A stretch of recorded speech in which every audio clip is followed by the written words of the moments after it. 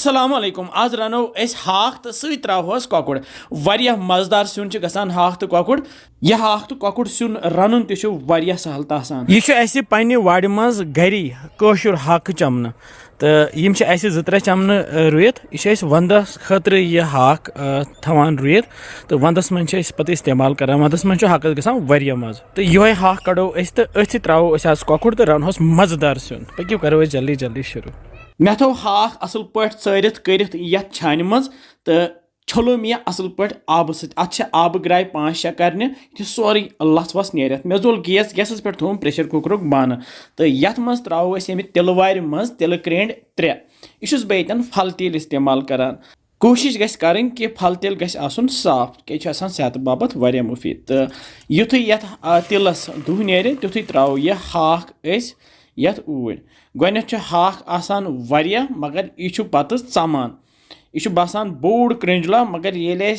One यह चमे तो यह बास वारिया कम यथ हाकस सत मे त्रामच हाक मंज अख ज यमन हाक मंजन बनाए मे पत्र यह एज ए सैलड ते इस्तेमाल करान वारिया मज यमन लगान अगर निजे ते खेमो यथ हाकस त्रा मे मोजे ते ऊर बे त्रेमस नूनस 2 चमच तो बेस बह न्याम मज दगान क्या रोहन फल तो यमन दुत मे चेट तो अत बनाओ पेस्ट तो यह रोहन पेस्ट त्रो ये हाकस सती ऊर यह रोहन दगित गसान ज्यादा असल तो अमे पत दिमो फिर फिर युथ हाक बोन बोन वस अत नेर अत हाकस ओर आब यह आब पूर अत श्रोपरावन तो वुचान यह हाक चम्यो अत द्राव ओर आब यह आब श्रोपरावो गोनेथ अत सोरे तल मे गैस थोमुत फुल तो फुलस पे करो यह तैयार अत लगन 5-10 मिनट यह आब श्रोपनस यीतिस कालस यह आब श्रोपि तीतिस कालस नु मे ये छान मज यह कोकुड़ अख 1.5 किलो कोकुड़ ओनमुत मे तो यह थो गोनेथ छलित छुकित अत कड़ो गुदूद वदूद तो कड़ोस आब ग्राय 2-4 आब ग्राय 2 कड़ित न्यू मे यथ ताई मज रसुर हूँ आब अत मज त्रो मे लेदर चमच अख तो यह कोकुड़ त्रो मे अथ मजी थोन वन गैसस पे तो ग्रकन अत दिमो फकर अथ लेदर आबस मजी यप श्रप्यो ये हाकस यह आब तो यथ त्रो वो मसाल बह त्रा यथ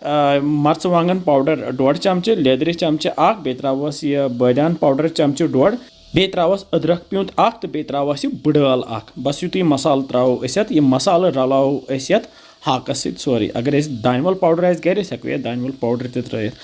तो यम तुम पन पसंदीद मसाला आसो तम तू त्रित मगर यूता मसाला हाकस कम गस तूत हाकस मज़ लगान तो ये मसालस दिमो ये हाकस सती तलिन तो यपर कोकड़स फकर ते लगान गैस करो बंद तो यपर त्रो यह आब लीटर अख ये हाकस रलावन बे असल पे तो अनो ये गोनेथ ग्रेख योड़ ये ग्रेख तो हपर कोकुड़ तलान तिलस मज यह कोकुड़ वजुल वजुल कर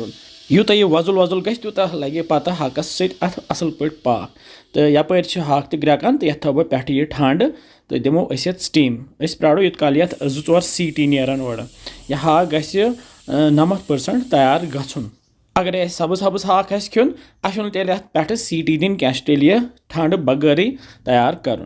तो हाक वन तैयार तो यपर कोकुड़ त्रुश त्रुश तलित वुच क्यूत वजुल वजुल गो यह तो त्रो यह सोरे तलित कोकुड़ ये हाकस सती तो अम पे त्रो ये ताई मज ये आब चौंच 1-2 तो रलावन यह ये हाकस सती तो अनो ये ग्रेख तो करहन तैयार नून गोनेथ त्रोमुत वन नून त्रावन जरूरत क्या नून कूत तुम खेवान तमे हिसाब त्रो तुम तो रलित वन ये गोनेथ ग्रेख अन तो अमे पत थो सोदी ठंड वन दिमो स्टीम क्या थो तल गैस लोत तो लथि पे करहन 5-10 मिनटन तैयार 5-10 मिनट गसी तुलो ढकन थोद तो रस कतरहना तोस तो सोन कोकुड़ तो हाक सिन वन तैयार अत रूद लड़ित रस कतरहन तिज रसस मज़ लगान मे यह बन तो अथ मज फिर यह हाक तो कोकुड़ सिन वो क्यूत ज़बरदस्त तो मज़ेदार तो वमें तुम यह हाक तो कोकुड़ सिन पसंद आमुत तुम बनाइजो बेजो वनान कि पसंद तुम सान रेसिपीज इंशाल्लाह समको बे जल्दी बिहु रबस हवाल।